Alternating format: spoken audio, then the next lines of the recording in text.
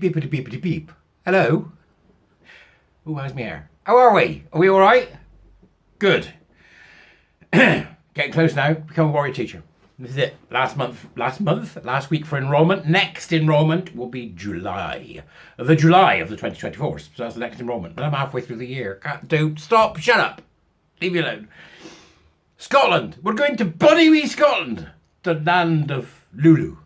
Was she Scottish or was she... No, Lulu was Scottish, wasn't she? The boat that she rode. Why are we going to Scotland? Well, because they're playing silly beggars on a number of levels, right, at the moment. So we're going to just lambast Scotland for a bit, shall we? The wee sneaky timorous beastie. We'll lambast Scotland. First off, the 24 hours after the NHS in England announced that they were stopping puberty blockers and getting off the trans train, Scotland should have done the same. Nothing. Crickets. Nothing. Not a word. That's what they should have done. The second that the NHS tick tick tick, you've got 24 hours now, Scotland. Come on, can you do it? Can you take the bait? Ban the trans nonsense from your health service. Wales, the same thing. Nothing. Crickets. So that's Scotland for you. But they're doing things equally as mad in other areas, in that they've got hate crime legislation going through, which is just insane. It's like something out of some kind of dystopian North Korean nightmare. Or, you know, Iran, somewhere run by mad Islamists. That's what it is, right? So I came across the page when I was having a look on the police website.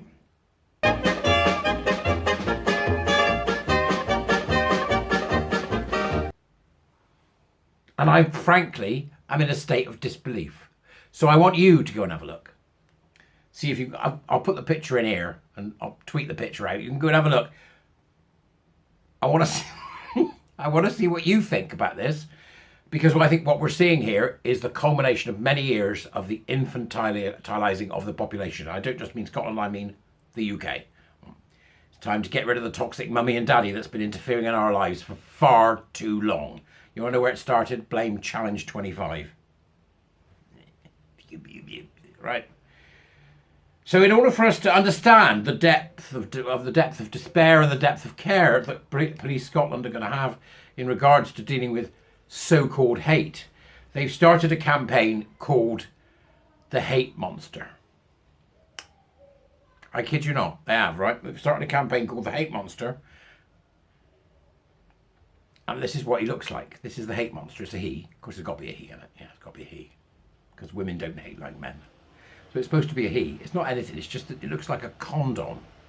It's like a disgruntled condom. Don't you think that's what it looks like? It either looks like that, or incidentally, if I do this,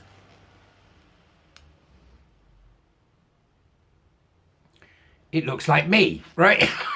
And probably every other old fat bloke that's wandering around the interwebs bothering people, right? So it says here, have you met the Hate Monster? The Hate Monster represents that feeling some people get when they are frustrated and angry and take it out on others. What, like mad trans people? Mad trans rights activists. They feel the need to show they are better than them. It's not necessarily true. You can have perfectly valid reasons for being hateful and arguing. Well, I mean, why would I not be hateful of Islamists? They throw gay men off buildings. Why would I not be hateful of, homophobic far right? Why would I not be hateful of homophobes in the GC movement? Why would I not be hateful of homophobes in the gay movement who back the gender ideology and queer theory? Why would I not be hateful towards them? That is wrong with you. It's a perfectly natural response. We have the right to hate. Not in Scotland.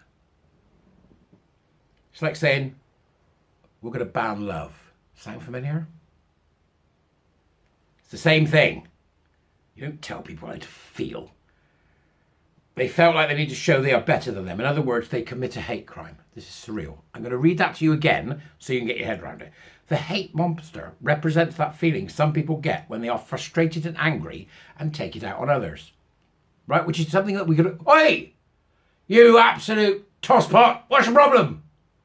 Move your damn parade! Right? We all get angry.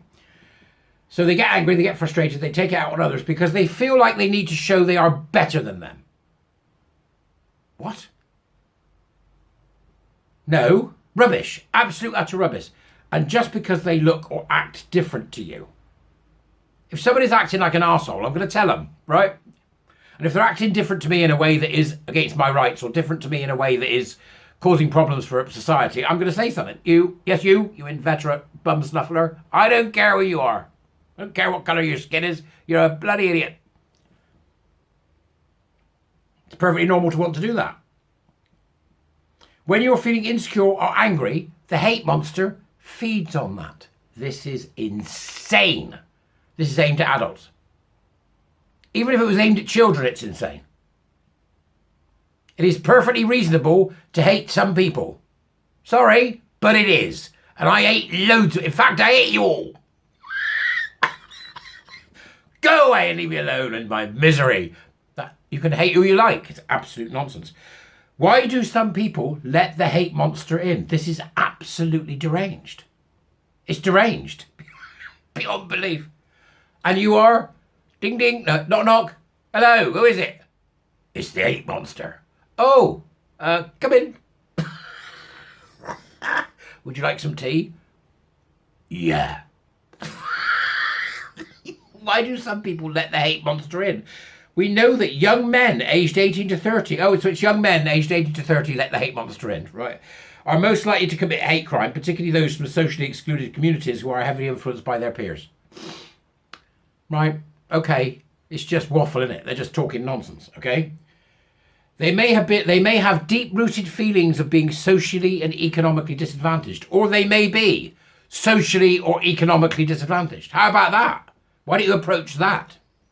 Start thinking about some serious stuff when it comes to your equality and your dooberies and your hate crimes.